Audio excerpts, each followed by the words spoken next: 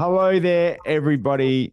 Glad you're joining in this episode, this amazing episode with an incredible guest on Rolling Through Negotiations podcast. We've got with us today an amazing guest who is someone that is a real leader in the legal industry, in Aboriginal community, and has so much to share.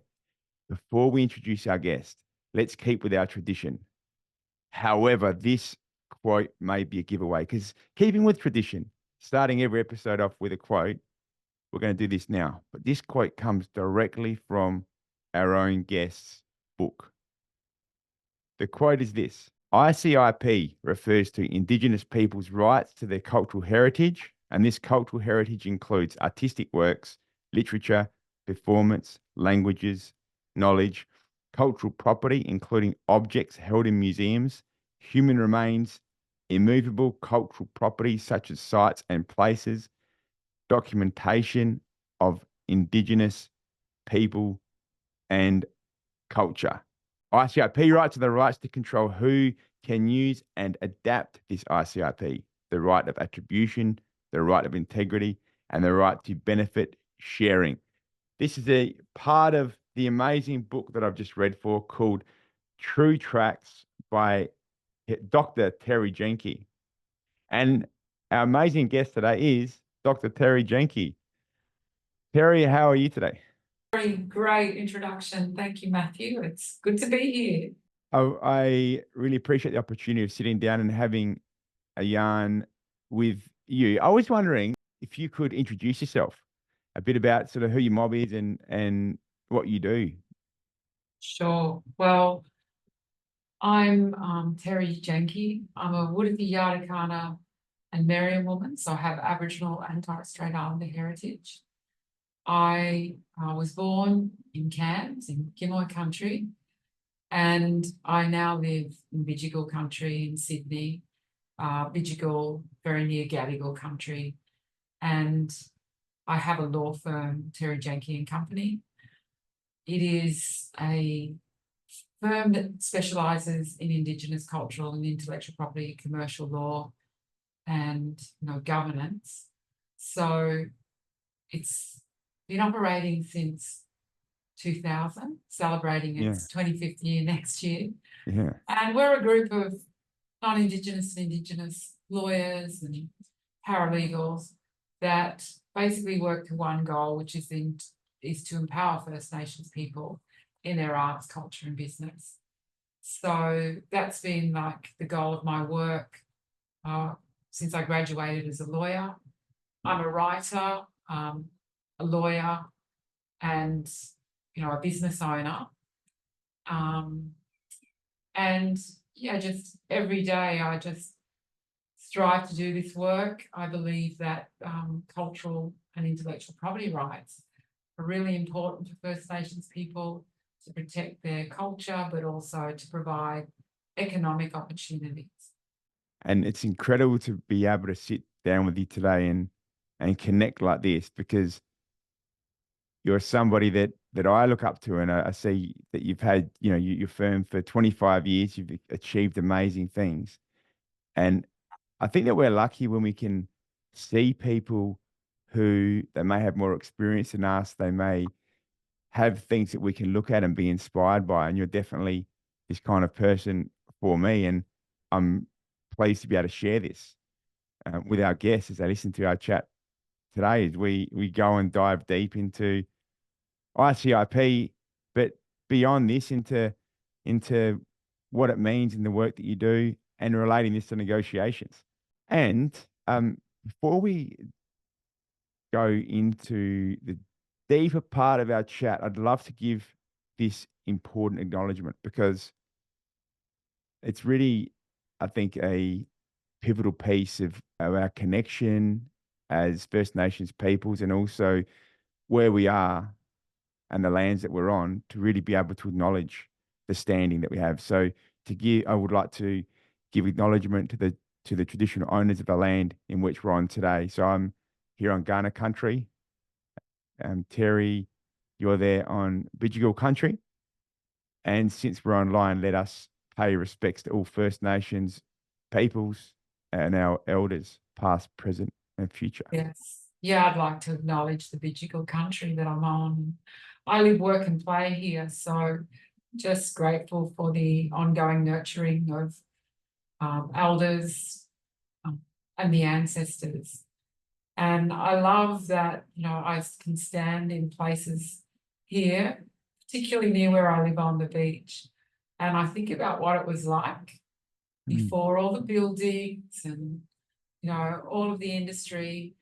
And it just is good to feel country and feel ancestors on country. So, yeah, shout out to everyone and respectful to any Bidjigal people that might be on the call, on the Zoom, Yeah, on the awesome. podcast.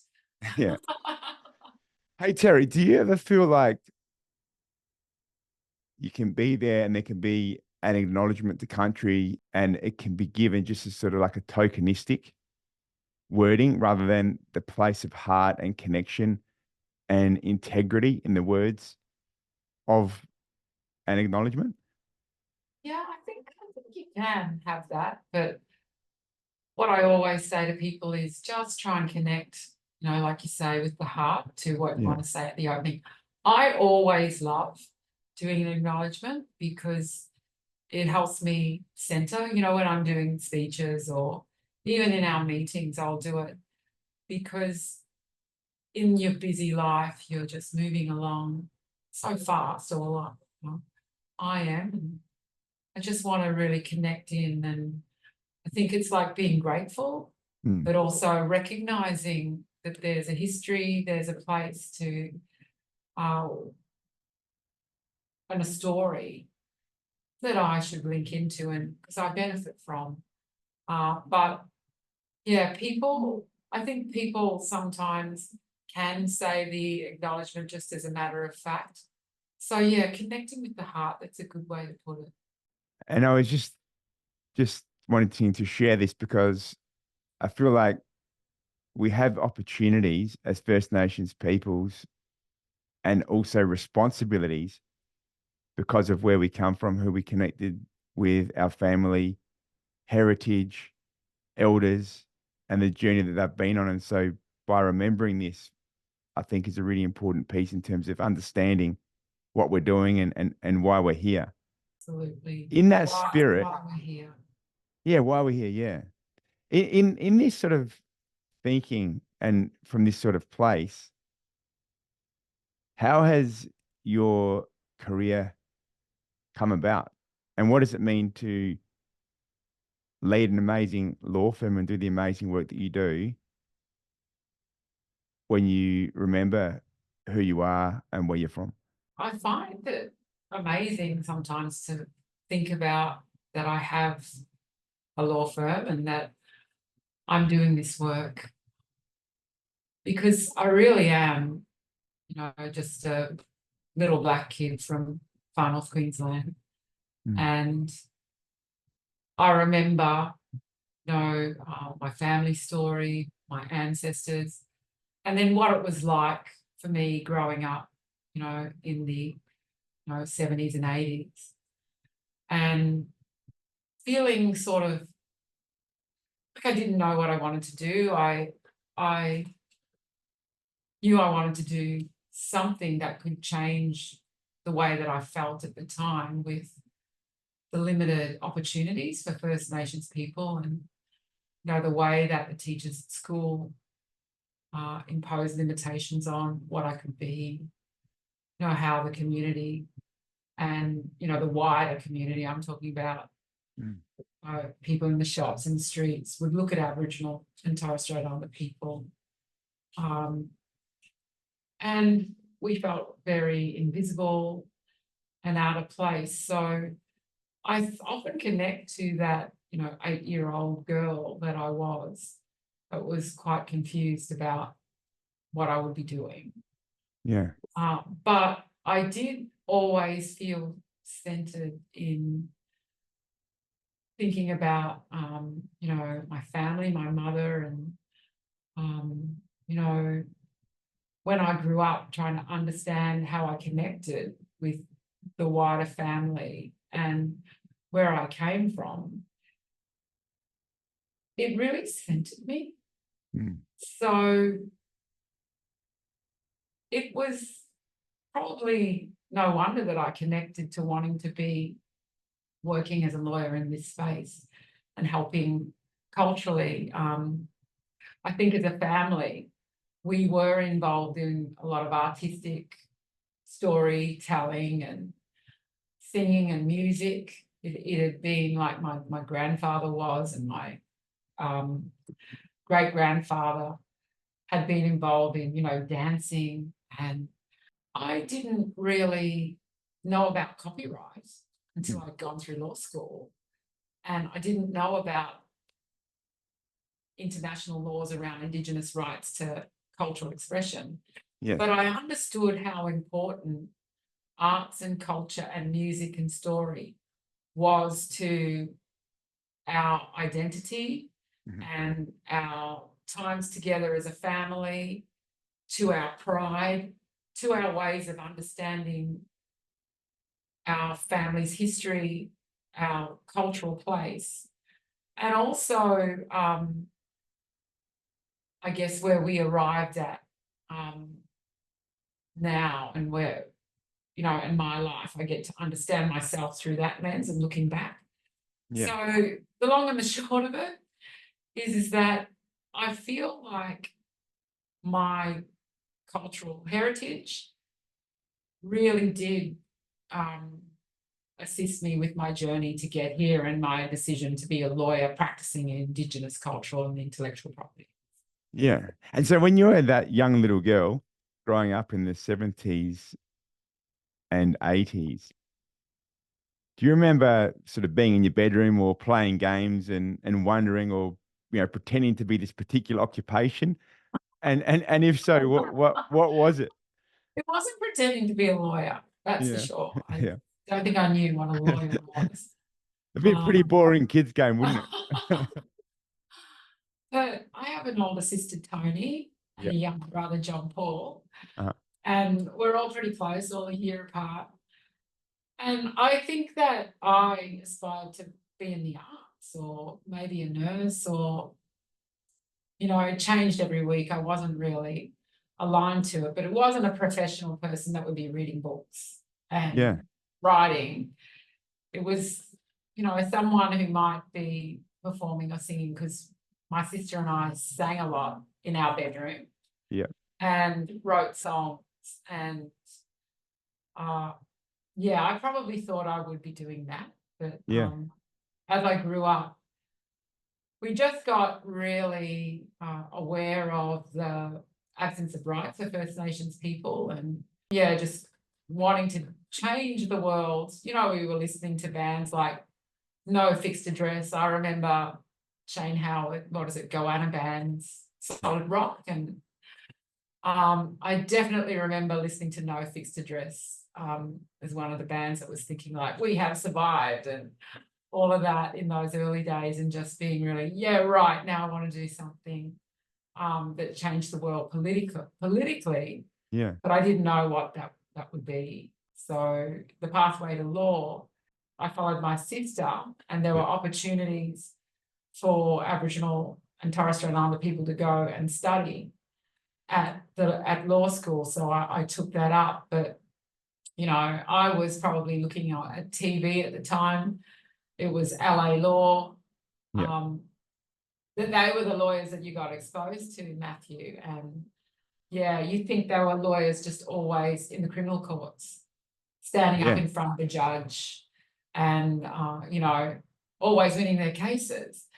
And, but I learned so much more about what a lawyer could be once I entered law school. And I also love the way you say that as a young girl, you were pretending and playing games as a nurse, or, expressing yourself through art. Because number one is, I really respect nurses. I think that the care and empathy that's shown by nurses, like if you've ever had a surgery or anything, I feel like the surgeon's the one that comes in almost like you're you know, goal sneak in a game of football, does that sort of one job, heads off, but the nurses are the ones that really care, hold your hand, support you, and have this great level of empathy to really understand what people need. And so I think it's, yeah, beautiful to have that sort of appreciation for nurses as a young child. And then given your input, your passion, your drive, and the work that you do within the arts, having that sincere, genuine appreciation for arts as a child, I think is a great place to be able to be driven from in terms of the work you do. So yeah, Yeah, thanks for sharing that with us. no, you're just reminding me, my mum was training to be a nurse. And my mum is my hero.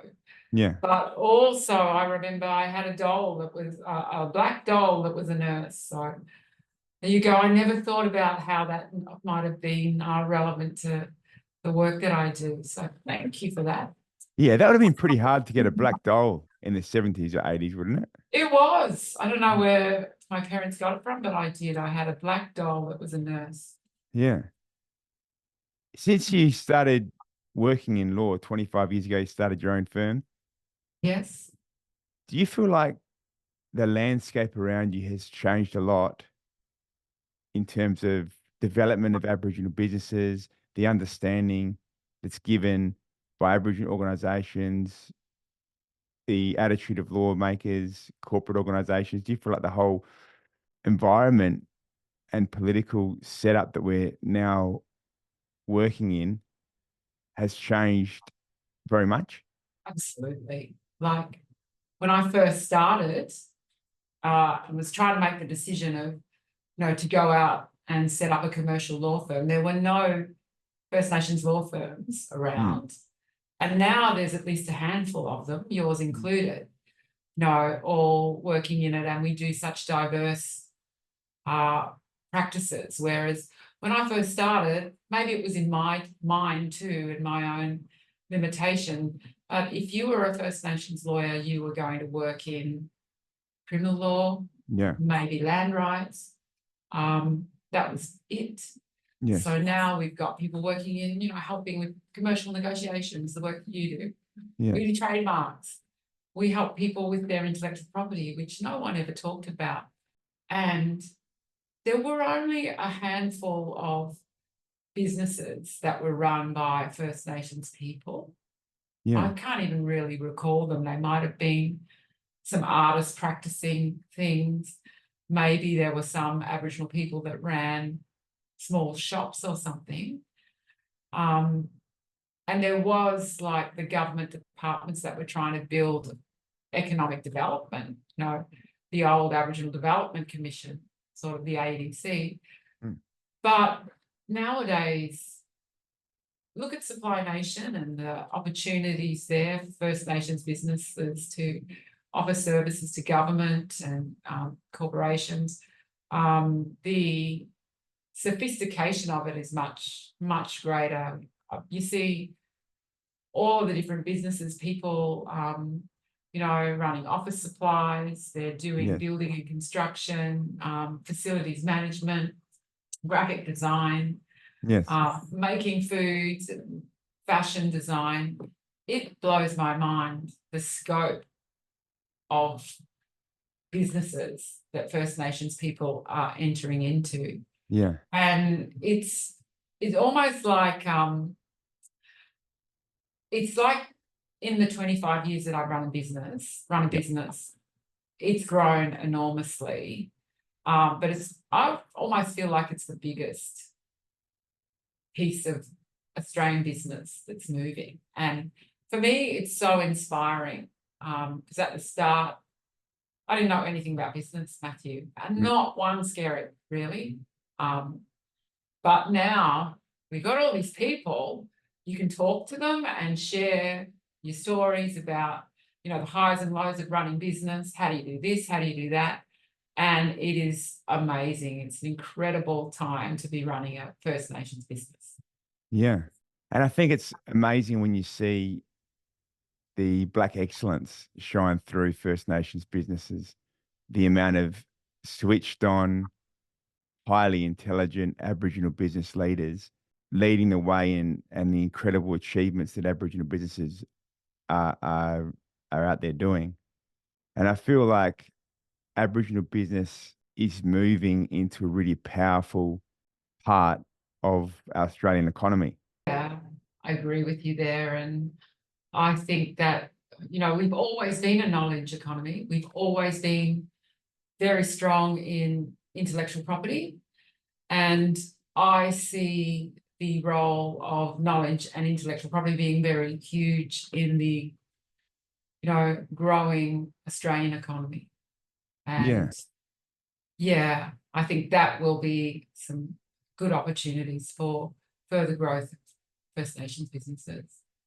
Yeah, I was in a meeting with somebody recently and I was speaking about what it means to be an Aboriginal business and to be setting up an Aboriginal business, because this person was a consultant to a non-Aboriginal business person who was looking at setting up business with an Aboriginal person and wanted to make sure it's being done right.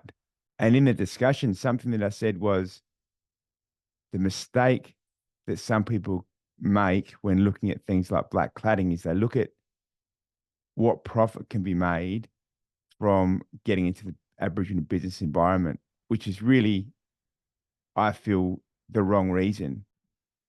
I can't even, my thinking when I first started, I don't even really feel like I felt like I was going into business when I first started. It was more like I need to be able to position to provide a space for First Nations people, Aboriginal and Torres Strait Islander people, to get advice to protect their arts and culture and give IP advice. So I was really focused on that and the inequity of there being so many rip-offs in the arts, or people not having anyone to represent them when they're negotiating contracts to do with their knowledge, because let's face it, it was like terra nullius all over again when you're talking about Indigenous knowledge and Indigenous cultural expression. So I was really focused on that. And then I had to realise that I did need to think about business, because if I was going to do it, I'd need money to live. Yes. And how could I do it and continue, to support my family or what have you. But what I'm saying, it was almost like a secondary thing. Yes. Whether I was going to make money, Absolutely. it was almost like subsistence, and I worked for nothing for Yes. so many months to lead into it, because the passion of it, Matthew, I just was driven by wanting to, change the world in respect to First Nations knowledge being valued and respected and recompensed. And I did a lot of work for nothing. And if people asked me at the time whether I made, if I was supposed to do a business plan, do a, profit and loss analysis of what I was going to be doing the first year, I probably would have come to the conclusion, don't do it, Terri, because it's not. So I am spot on with you around having the right reasons and the purpose, because it drives you when the chips are down, and it centres you when you're making decisions around, where your business should be going. Terri, if we went, just say we went out there, right? We went up to an Aboriginal elder in a remote community. And we asked them, hey, what are you doing to protect your ICIP? Do you think that they would know what ICIP is and that they would know how to protect their ICIP if they did? No, I don't think they might know it in that language, like Indigenous cultural and intellectual property. I think more of them would. But they would say, I would say the question, or what are you doing to protect your arts or your story or your culture? Yeah. So I think people are much more, this is Aboriginal people, elders are much more aware of the leakage of knowledge that people coming into the community and taking it out and publishing books, making films, or, taking their knowledge of plants and maybe making new medicines, let's say. So people are aware of that leakage and let's call it appropriation or theft. And to say to them, what are they doing? One of the things that they might say is not talking to anybody, you know, is often the first thing, which is a real shame because there could be opportunities to develop, solutions to some of the world's greatest problems, like food security or climate change. But I think when you mention things like copyright, trademarks, sort of the IP laws that are in the Western legal system, that's at one level. A lot of them may be thinking about what's done in terms of cultural laws, cultural practice. Yeah. They will understand within their setting, I own my story and I have the right to tell it, and you can't come in here and take it and say it and make money off it because it's mine, it's my ancestors, it's for me to nurture and develop and pass on to future generations. Yes. So they know it in terms of their birthright, their cultural law, their responsibilities, and their obligations. So to come into that, it depends where you go. So, but just trying to be more general. Yeah. An Aboriginal elder would be thinking about how do my rights to my culture be realised in the outside world by others who come and interact with it. And so a range of things that what they're doing, they might not know what to do. They might be set, some of them may be forming organisations or getting advice. We get a lot of people call in and ask for advice, and we tell them to, just ask questions about how that knowledge is going to be used. Prior informed consent, teaching them about that. And so the importance of having written agreements, because someone can come into a community, hear you talk about your culture, write it down, and they own copyright in the book or the text. They can take the idea and commercialise it. So always what I say is ask the questions when people come in and have agreements, try and negotiate your position as best you can. Yeah, absolutely. And I think that the awareness in the work that you do is a wonderful way of helping to educate Aboriginal peoples in understanding that the valuable cultural, cultural intellectual property that they have, that they've kept a secret actually, or that they want to protect by keeping secret, actually does have true meaning, is actually recognised at law. And as I look at you now, Terri, and we're having this conversation, I can see behind you a beautiful red Aboriginal piece of artwork. I can see a basket that looks beautiful and maybe hand woven, and I can also see your book there, True Tracks. And when we sat down, You got good eyes, Matthew. yeah, when we sat down, Terri, and actually I can also see that you've got a matching top on that matches the cover of your book, which is pretty cool. Wasn't intentional. Yeah. But I thought it was pretty cool when we first sat down because last year at the Supply Nation Connect, you gave me a copy of your book, which I really appreciated. I brought this in when we sat down today, and I said, "Hey Terri, we've both got your book with us. What drove you to have the discipline by being able to sit down and put in that hard work that it takes to write a book like this?" I just really wanted it to be something that First Nations people could show as the standard. This is the approach to best practice Indigenous engagement, recognising Indigenous knowledge. And I guess I understood that people sort of give preference to things that are written down. It's almost like if you write something, there's some authority to it, rather than say it. And I guess I had just finished my PhD in this area. Yeah. And it was written probably very legally.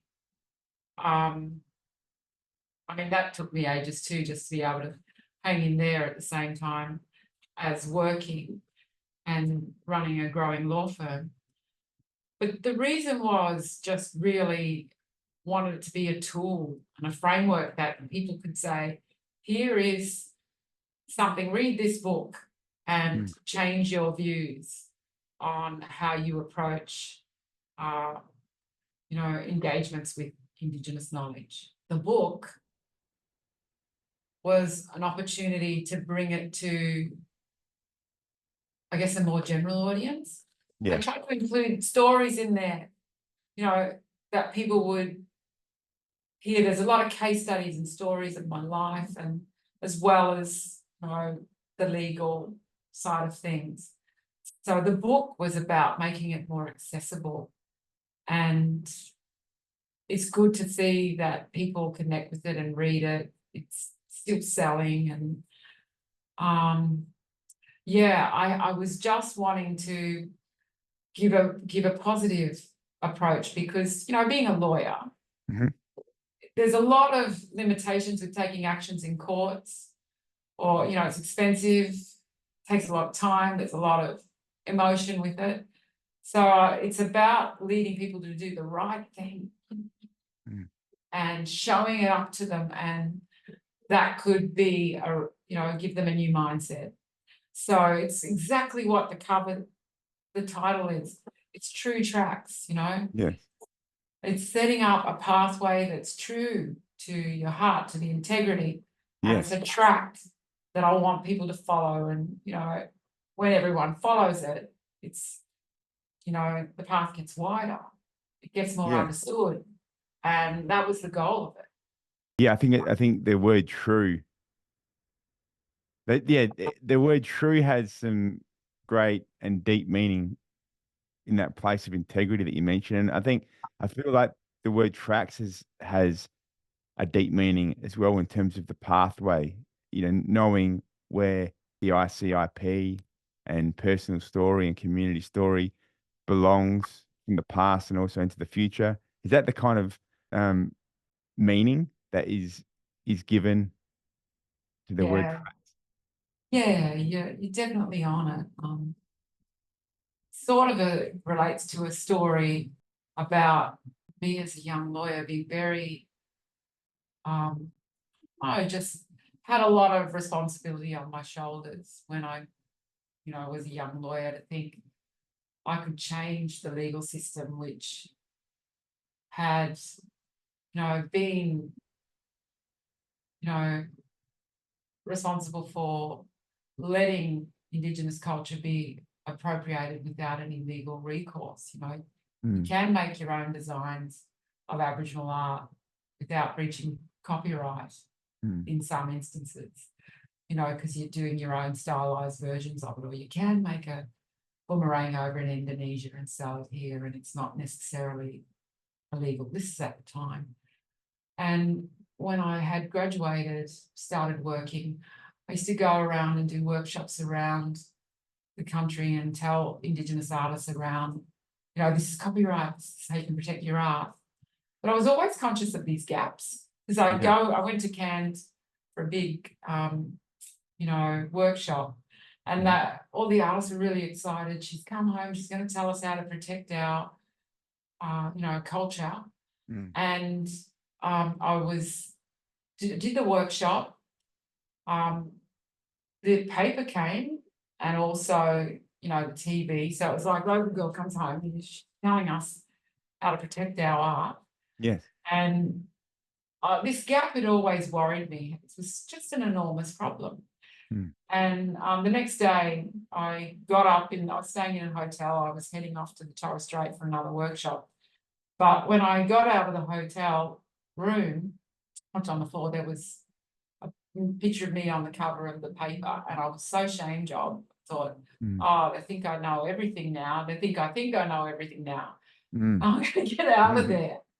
And anyway, I was heading to TI, and when I jumped on the plane, thinking I was going to escape people recognising me as the cover of this paper, I walked down the aisle and everyone had the paper. And it was like double, triple shame job.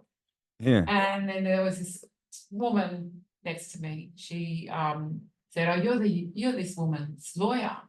You're gonna solve all the, working on the protection of our copyrights." And I said, "No, Auntie, I'm really, just only starting out and what have you." And she said, No, good now. You be true to yourself. If you build the track, people will follow. And, I thought, true tracks, that's what I have to do. It's not about me, because you must feel it too as a lawyer. You've always got this burden of trying to give so much advice to our mob and change the world and how we do it, and we can't do it all. It's burnout time if we overextend ourselves. Yeah. So just that story led me, you just have to lead the way and others will follow. And you just have to keep true to yourself. So that's really the story of True Tracks, Matthew. Yeah. No, beautiful, Terry. I think that it's beautiful how there's the personal story and meaning to the words true tracks, and that same meaning can extend out to different Aboriginal communities when speaking about ICIP and the integrity piece that you were speaking of as well, Terry. Yeah. And it's really interesting when you speak about the shame job and being in situations where people come to you for advice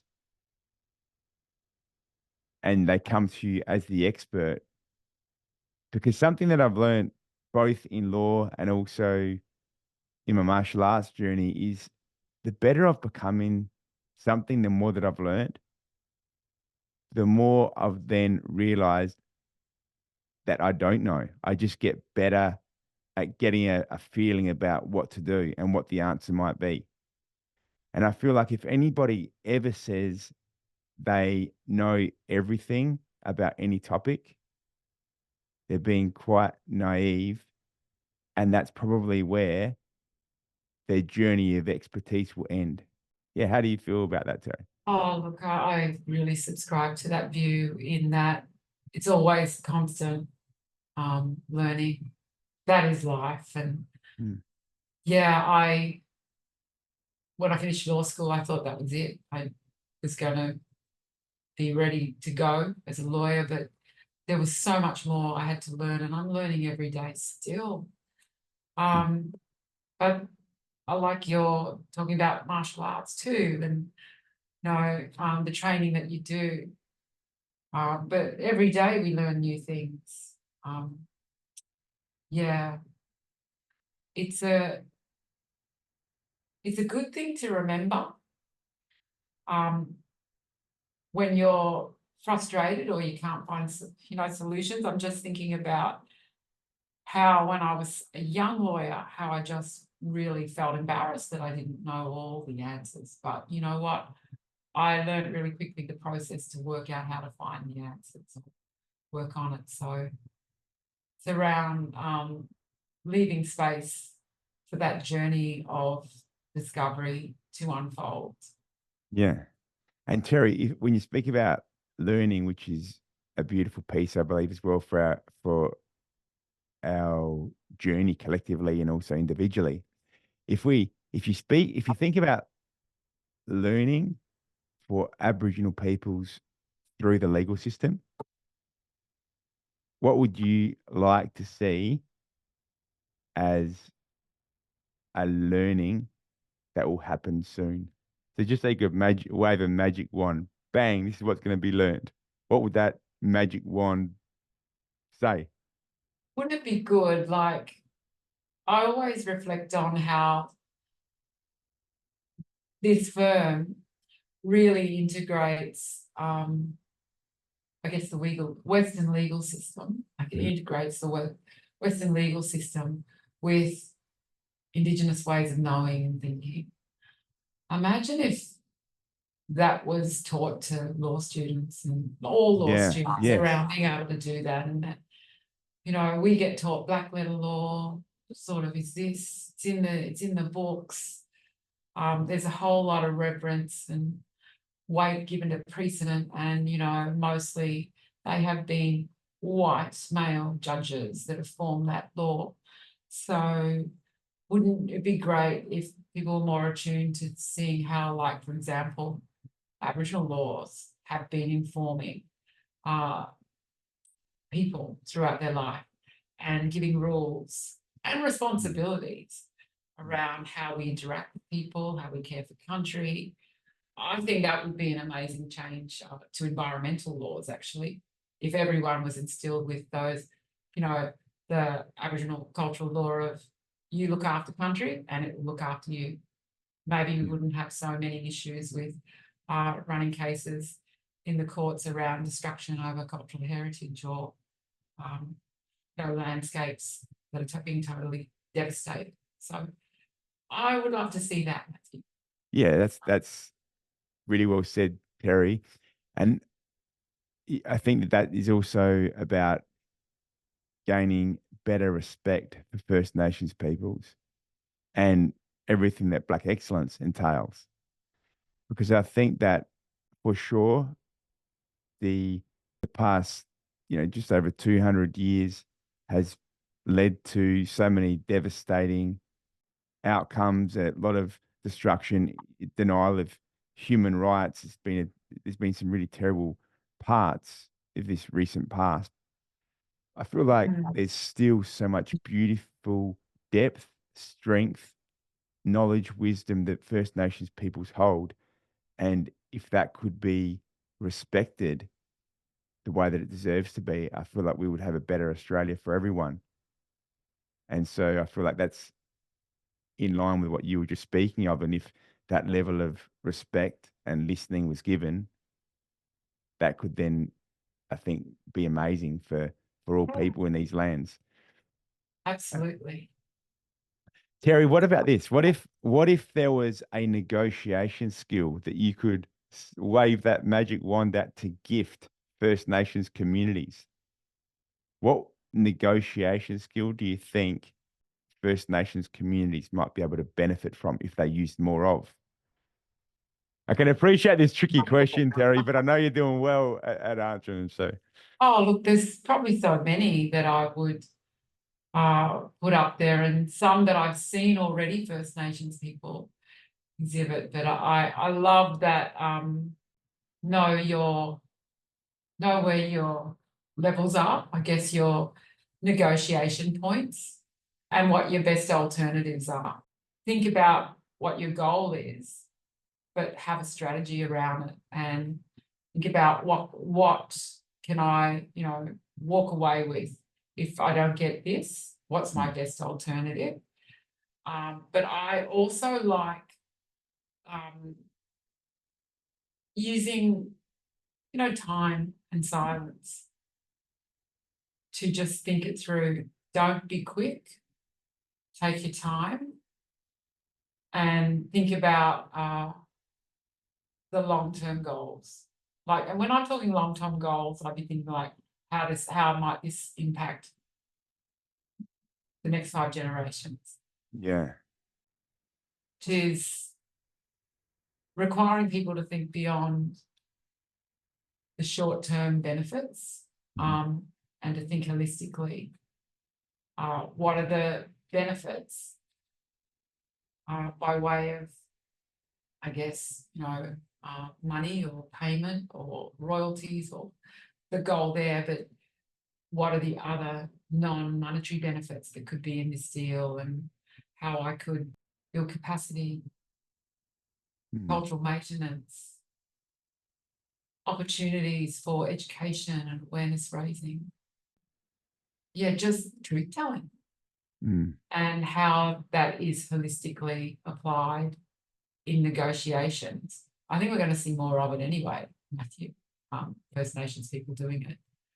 But in negotiation skills, it's going to require time, being informed, thinking about what your goal is, having alternatives to your goals that might be not just first position, second position, third position, and then being prepared to walk away if you don't get what you want.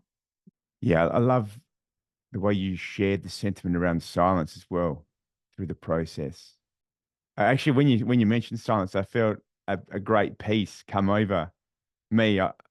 So for some reason, and then as you spoke the rest of those words, I felt like there was a deeper meaning after connecting, truth telling, and and outcomes through the listening and the silence. Do you use silence much in the work that you do, say like on a day-to-day basis? We do sometimes. Yeah. Not that I ghost anyone on the phone and Yeah. don't get back to things, but There's a lawyer, Terry, that I've worked with. wait, the There's a, thinking. I don't want to say I have to come back straight away. I got to think about these things and connect with what the real meaning is. So maybe I probably do use that even unconsciously. Actually, I use silence to really pause and reflect on what I'm doing, because with like everybody, it can get so fast and so mad, that the decisions have to be made on the hop, and the silence really allows you to center. yeah, I think that silence is incredible because so many of us are uncomfortable with silence. But like you just said, silence can be used to allow us to center within ourselves. It can allow us to connect with others. Silence can also be a place for new beginning because often in the silence, a new message can come up. And there's a lawyer that I've worked with quite a few times and I'm working on with a particular project in collaboration who is an absolute master at using silence as a form of ending. So, for example, if he's on the phone and he just wants to finish the phone call, when you're on the phone and you just want to wrap up that phone call, got to move on to other things. Often, if I'm really needing an out, I might just say something like, I got to love you and leave you, or I got to get onto this. Sorry if you're listening in now and you've heard me say that before, but that's kind of sort of my typical way of trying to end a phone call if I need to. This particular lawyer is brilliant at using silence to immediately end a phone call when he wants it to end. It's just incredible. I feel like silence is such a powerful tool that can be used in a variety of ways, and understanding silence is a great resource. We've reached this moment in time where we're going to give you guys, our listeners, 3 key takeaway points based on what Terri's been sharing with us today to help you be powered up and to succeed in your own negotiations. And so these are the 3 key takeaways. Number 1, Dr. Terri Janke before was speaking about following your heart and your passion, speaking about having a genuine purpose for doing what you do. And if you can go into your negotiations with this passion of integrity, following your heart and looking for that genuine outcome, that's going to give you a strong, deep sense of motivation to help you achieve in the negotiations that you're involved in. Number 2, Terri spoke about the power of writing something down when being motivated to write her book, True Tracks. And so, number 2 takeaway to help you be empowered in your negotiations is to write things down. People say, hang on a second, I don't need to write things down. I can remember it.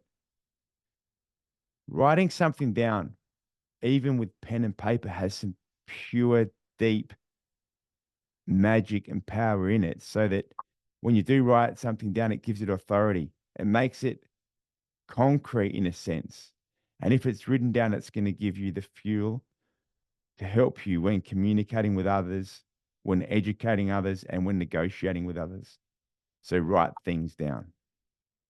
Number 3, to help you in your negotiations, remember, you don't know everything there is to know about negotiations. We honestly believe that nobody knows absolutely everything there is to know about negotiations. So if you want to be a powerful negotiator, remember to embrace learning. Listen to podcasts just like this one, read books on negotiations, study negotiations, but most of all, embrace learning. Get better and better every single day, including with your negotiation skills. Terri, is there anything that you would like to say to leave our listeners with? Oh no, I think those tips were great. I think it is just to, just remember, just remember the power of the ancestors, and just take your lead from the things around you and be centered. Awesome. when things get stressful, when you're going through these heavy negotiations or whatever, just remember that, life is bigger than something at hand, and keep safe. Thank you, Terri. Thank you for being part of Rolling Through Negotiations podcast. We are on the week before next week's Supply Nations Connect conference, so I look forward to catching you then as well. I'll see you there. Thanks for having me, Matthew. Cheers, Terri. And if you've enjoyed, it's been awesome to connect like this, Terri. And I'm sure you guys as listeners have got a lot out of this yarn with Terri Janke. If you've enjoyed this one, you want to get more and be the first to know each and every single time the new episode of Rolling Through Negotiations podcast comes out. Remember to subscribe, keep in touch, and keep enjoying the show. Us.